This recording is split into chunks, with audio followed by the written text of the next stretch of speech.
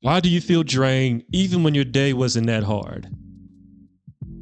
So I want to create this video because a lot of us has experienced this before, whether you work from home, you have your own business, you work in an office environment. You know, a lot of us feel like I should be drained when I'm busy. I should be drained when I have a ton of meetings, I have a ton of emails, I have a lot going on. I should be drained only on those days. Why am I drained when the days wasn't even that hard? And it's confusing, right? It doesn't make any sense. Logically, it makes no sense.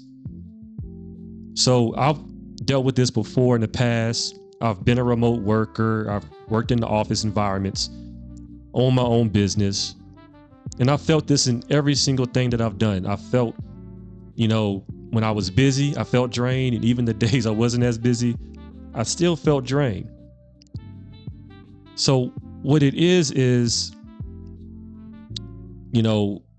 I had a lot of tasks. I had a lot of objectives, a lot of goals, whether it was emails, calls, projects, so on and so forth. And I would just try to knock all of those things out as much as possible, as soon as possible. And in my mind, I'm like, if I just get everything done as quick as possible, all at the same time, my day will be a lot shorter. But really, when you do that, it's the complete opposite when you do that. It actually stretches your day out even longer without you even knowing that. And a lot of us suffer from that. And that can be detrimental long term. That's one of the main reasons of burnout, is trying to get everything done at one time. And it just feels like it doesn't end.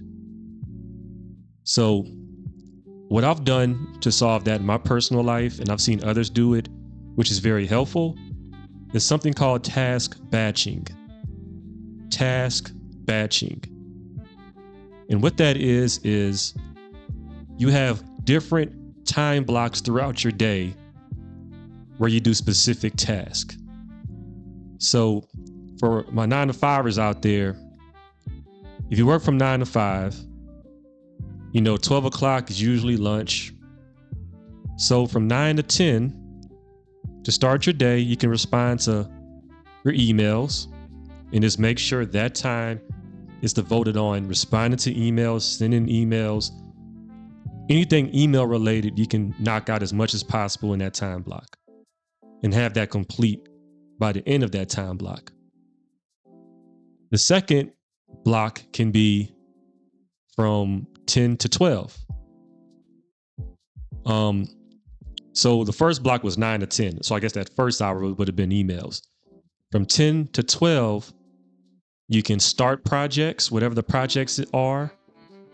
Maybe squeeze a meeting here and there in there. And granted, meetings sometimes are scattered throughout the day, out of your control. That's fine.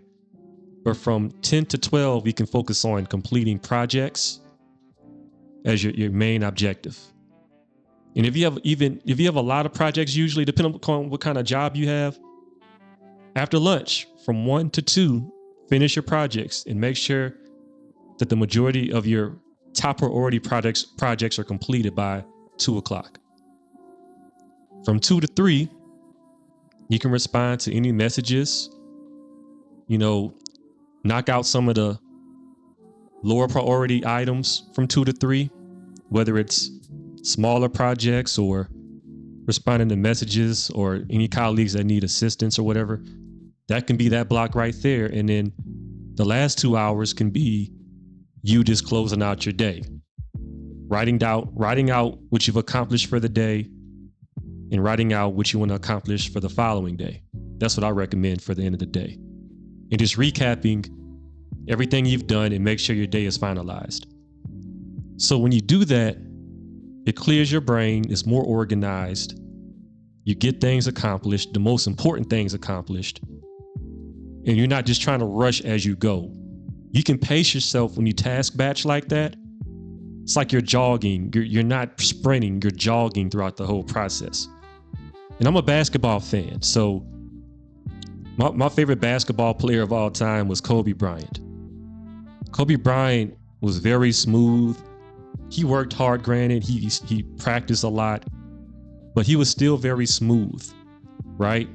He wasn't working hard every single game. He wasn't just destroying his body. He wasn't just burning himself out every single game because he needed that energy for the next games. So he had a lot of finesse. He was very smooth in his approach. His shot was smooth. The way he ran was smooth. Felt like he didn't break a sweat at the end of the game, but he was still the one to lead his team. He made it look very, very easy because he was very organized, structured. He prepared, planned, practiced, and he was always winning. And that's a trick, right? You ain't gotta bust your behind to be successful. Sometimes you can just sit back and just think about what you're doing and come up with a game plan and make sure your day is organized. And we can all have that same philosophy and be successful, because mental fatigue always beats out physical effort. Remember that. Let me say it one more time. Mental fatigue always beats out physical effort. So make sure your mental is right, and then your physical is going to be right. And you're going to be a better performer at your job, get promoted. If you're a business owner, you're going to make more money, get more clients. And that's the name of the game. So I appreciate you guys listening to this video. So I'm a performance coach for any professional out there that's just trying to, separate their work life from their personal life. A lot of us struggle with thinking of our job constantly. We have a lot of, mental drainage going on. We're always mentally drained. We feel burnt out. My job is to mitigate that. Make sure that you enjoy your life to the fullest. You're happy while you're working and at peace. And that's the ultimate goal. And as a coach, I hold you accountable. I let you vent if necessary.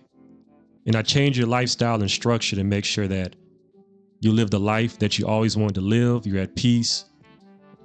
And you enjoy every single day to the fullest. All right. I'll see you guys on the next video. Peace.